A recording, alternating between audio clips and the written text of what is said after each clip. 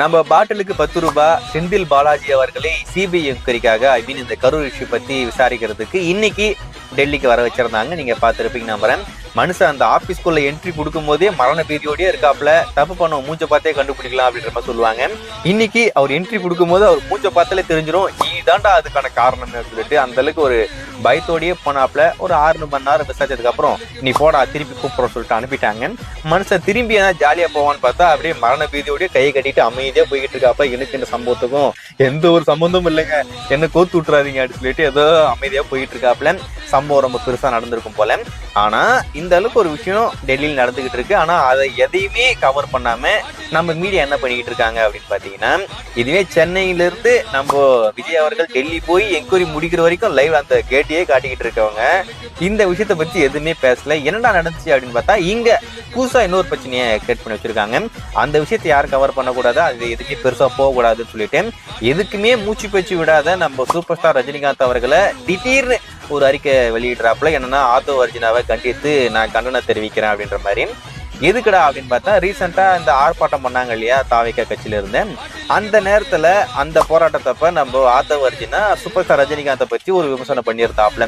அதுக்கு இத்தனை நாளா அமைதியா இருந்த மனுஷன் இன்னைக்கு எதிர்ப்பு தெரிவிக்கிறாராமா.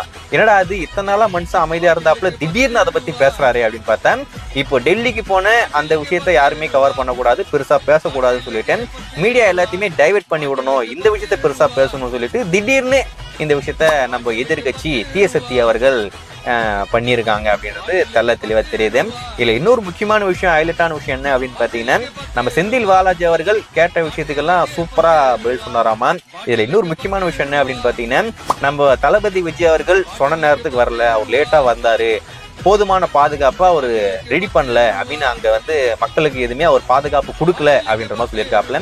இல்லை எனக்கு புரியல, எவன் எழுதி கொடுத்த டயலாக்டா இப்படி பேசிக்கிட்டு போயிட்டு இருக்கு அப்படின்ற மாதிரி தான் இருக்கேன்.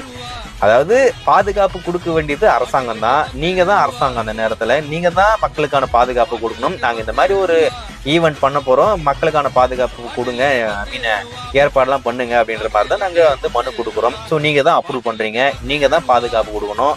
என்னமோ நாங்க தான் ஏதோ பாதுகாப்பு கொடுத்த மாதிரியும் சரியா பாதுகாப்பு நாங்க பண்ணலன்ற மாதிரியும் பேசிக்கிட்டு இருக்கான். இது என்ன டைலாக், என்ன பதில் சொல்லிட்டு ஒன்றும் புரியல.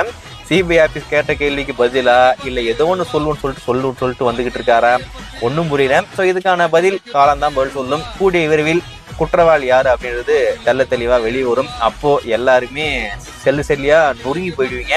செந்தில் பாலாஜி அவர்கள் இதுக்கான சரியான பதிலடி அவருக்கு கிடைக்க போகுது, அதுலயும் எந்த ஒரு மாற்றம் இல்லை. வெயிட் பண்ணி பார்ப்போம்.